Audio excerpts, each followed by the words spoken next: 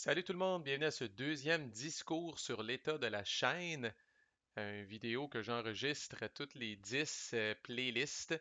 Fait qu'à chaque fois que j'arrive à 10 playlists sur la chaîne, vous allez dire ça fait que deux fois, mais quand même, j'enregistre cette espèce de vidéo-là pour donner un statut, euh, d'où j'en suis avec la chaîne, où est-ce que je m'en vais, puis c'est quoi les choses qui s'en viennent. Encore là, si vous n'êtes pas familier avec la chaîne, vous pouvez aller voir la vidéo d'introduction que j'ai faite en début d'année, là, qui explique qui je suis, d'où je viens. Et Alouette, mais pour ceux qui sont un petit peu plus fidèles puis qui veulent savoir là, justement, là, c'est dans les prochaines semaines slash mois, qu'est-ce qui va se retrouver sur la chaîne, là, vous êtes au bon endroit. Bon, d'abord, quelques primeurs, là, je vais continuer à faire ce que je fais depuis le début, là, c'est-à-dire ce que je vais appeler maintenant là, la totale, des cas où je prends un jeu, là, puis vraiment, là, j'explique les règles d'un bout à l'autre, là, dans le niveau de détail que vous connaissez si vous êtes familier avec la chaîne.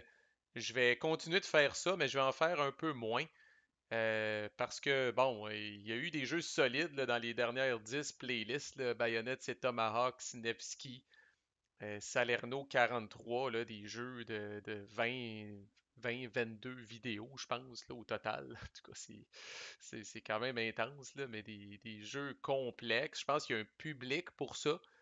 Mais n'empêche, ce que je trouve un peu, toujours un peu triste de ça, c'est que si jamais c'est un jeu qui vous intéresse pas, ben là, vous êtes pogné pour 20, 22 vidéos là, à vous foutre de la chaîne essentiellement, là, pendant que moi, je suis pogné pour finir cette affaire-là.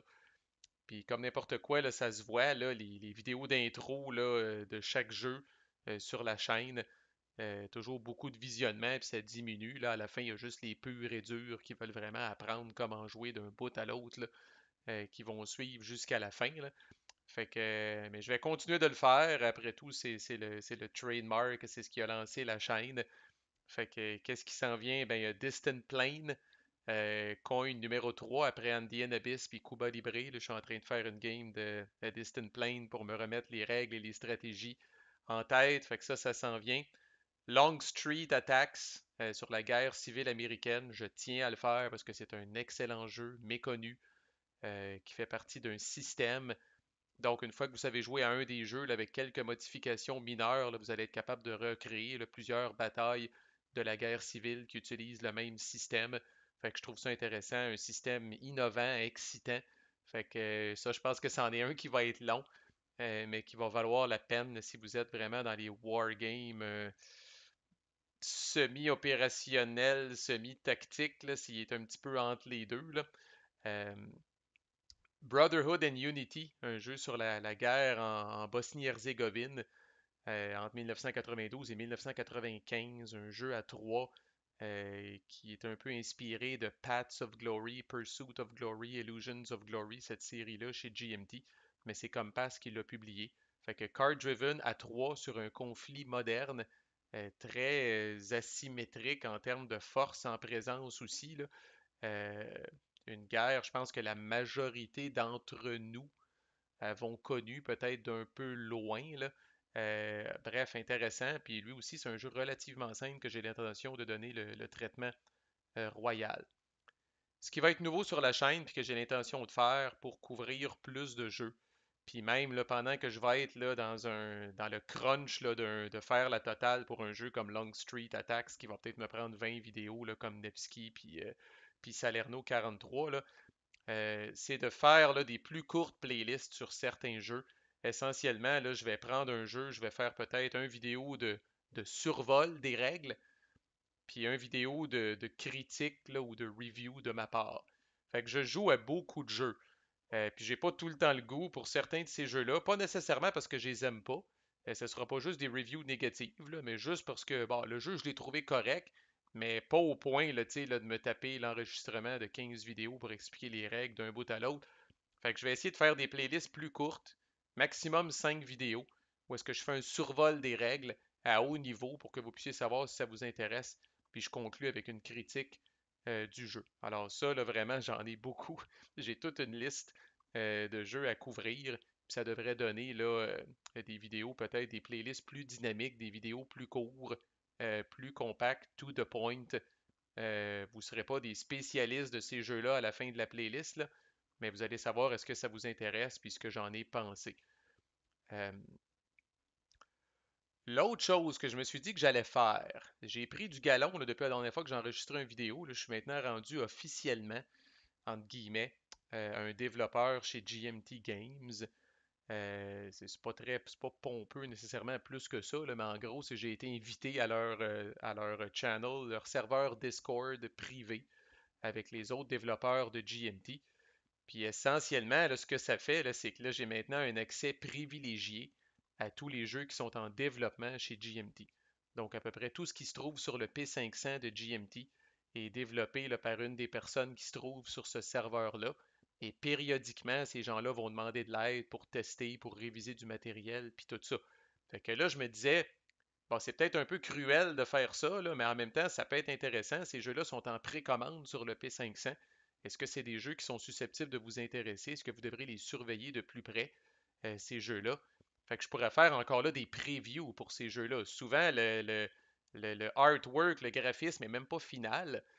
Fait que ça vaut ce que ça vaut, mais il y a un module TTS, il y a un module Vassal. Je peux vous montrer le jeu, je peux vous expliquer comment ça marche. Je peux vous donner mes premières impressions sur le jeu. Quand il va sortir, il va probablement être différent. Il y a peut-être même des règles qui vont avoir été changées. Mais disons que les vidéos vont être d'actualité au moment où ils vont être publiés, parce que c'est vraiment dans cet état-là que le jeu se trouve. Fait que si on regarde un petit peu, là, juste pour vous donner une idée de ce à quoi j'ai accès, là, sans même me forcer, là.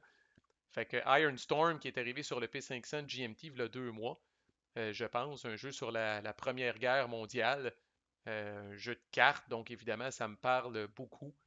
Apparemment que le designer fait lui-même une partie du graphisme, là, fait que même si le jeu est en précommande, là, on a l'impression que le artwork est final. Puis il y a un beau module Vassal que je pourrais utiliser pour vous montrer ça.